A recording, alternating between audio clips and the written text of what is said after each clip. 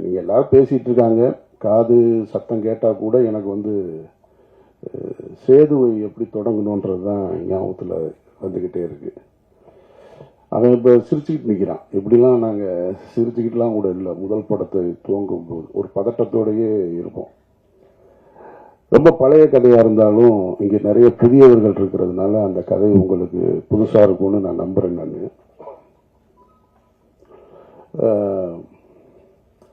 88, 89 காலகட்டங்களில் சென்னைக்கு வந்துட்டார் பாலா. நானும் அவர் தான் சென்னைக்கு ஒன்றா வந்தோம். அவர் பாலுமேந்திரா சார்ட்ட உதவி இயக்குனராக சேர்ந்து 93 வந்து முதல் முறையாக படம் பூஜை போடப்பட்டது. பாலா இயக்குனராக அறிமுகப்படுத்தப்பட்டார். அந்த படத்துக்கு பேர் வந்து அகிலன். தமிழ் சினிமா வரலாற்றிலேயே அல்லது இந்திய சினிமா வரலாற்றிலேன்னு கூட சொல்லலாம். காலையில் பூஜை போட்டு அன்றைய மாலையே படம் டிராப் ஆன படம் அந்த படம் தான். அப்படி ஒரு ஹிஸ்ட்ரி அந்த படத்துக்கு இருக்கு. அகிலன்ற டைட்டிலில் காலையில் பூஜை, மாலையே வந்து இந்த படம் டிராப் இனிமேல் பண்ண மாட்டாங்க அப்படின்னு சொல்லியாச்சு. அதற்கு பின்னால் பல நாயகர்கள். இந்த பாலான்றவர் யார் அப்படின்னா, பாலு மகேந்திரான்ற அப்படின்ற அந்த ஒரு மரத்திலிருந்து பறிக்கப்பட்ட ஒரு பழம். அது அன்னைக்கு விதைக்கப்பட்டது. ஆனால் முளைக்கலை. அது முளைக்காமல் அப்படியே நின்று போயிடுச்சு. கிட்டத்தட்ட பட்டு போயிடுச்சுன்னு கூட சொல்லலாம்.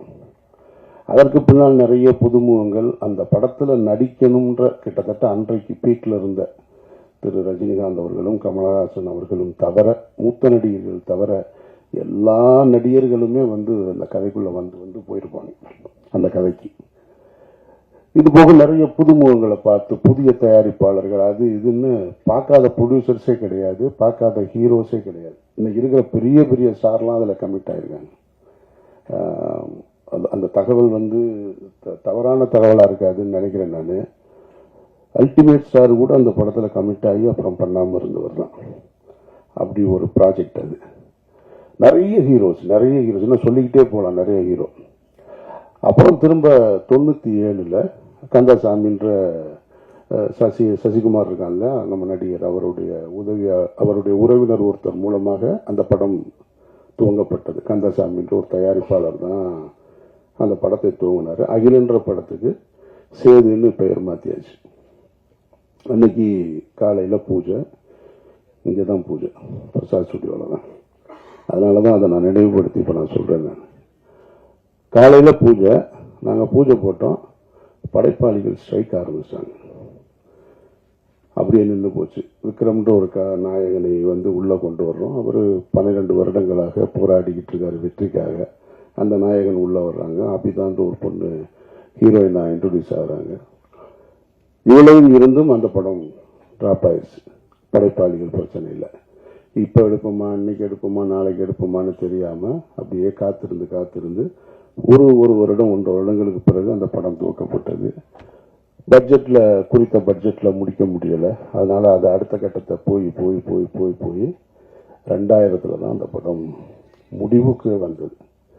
சரி, முடிவுக்கு வந்ததுக்கு பின்னாடி அந்த படம் விலைக்கு விற்பனைக்கு இருந்ததான்னு கேட்டால் அந்த படம் விற்பனைக்கு இல்லை, யாரும் வாங்கலை எல்லாமே. ஆனால் இந்த படத்தை டப்பிங்லேயோ எஃபெக்ட்ஸ்லையோ பார்த்தவங்க எல்லாம் இந்த 97 தொடங்கி 93 தொடங்கி 2000 வரைக்கும் பல இயக்குனர்கள், பல தயாரிப்பாளர்கள் எங்களை கிராஸ் பண்ணி போயிட்டே இருக்காங்க. ஆனால் நாங்கள் மட்டும் நம்பிக்கையோடு ஒரு அறையில் காத்துக்கிட்டே இருக்கோம். எங்கள் படம் ஒரு நாளும் ரிலீஸ் ஆகும், என்னைக்காவது ஒரு நாள் எங்கள் படம் வந்துருன்ற நம்பிக்கையோடு உட்காந்துட்டு இருந்தோம். சரி, 2000 படம் முடிஞ்சதுக்கு அப்புறம் பார்த்தா அப்பவும் இல்லை.